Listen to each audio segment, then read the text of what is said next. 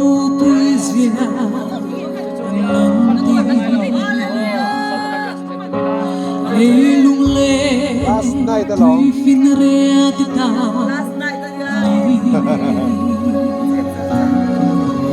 ho về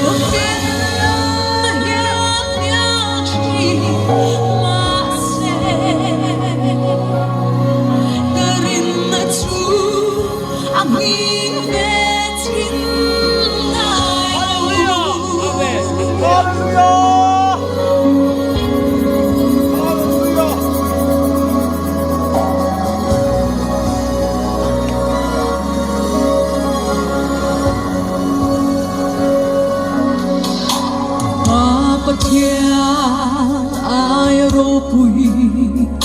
an om lo pa pathia ai thil ti thei an om lo dei le vana la om chu ani en kim siama en kim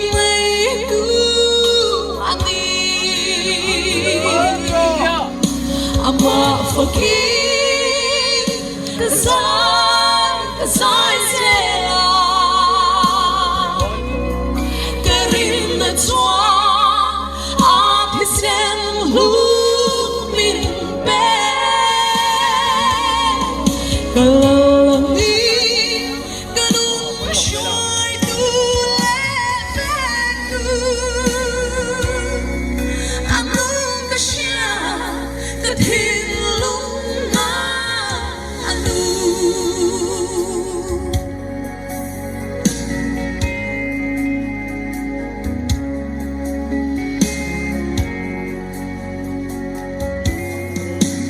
ka in chua chin pathian fa kani hallelujah amen hallelujah hallelujah amaneng him amin shiati kasya ganun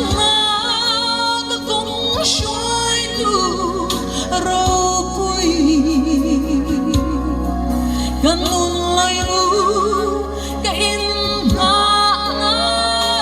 ani pathia fakin azai zela karin na chua apisen hu min be kalani kanun shoy tu le tu amu kasya kathin luna amu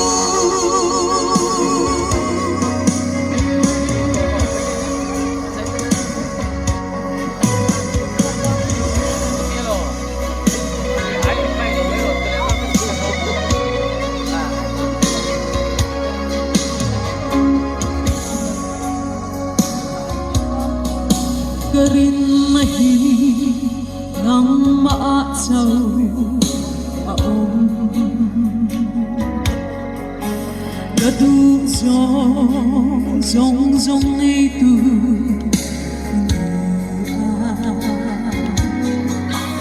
Kashat siyang kaku katembok chi Kobel mama engim tanga ani Pathia fakin azai zela karin na chua apisen hu min be kalani kanung siya'y tu le tu anu kasya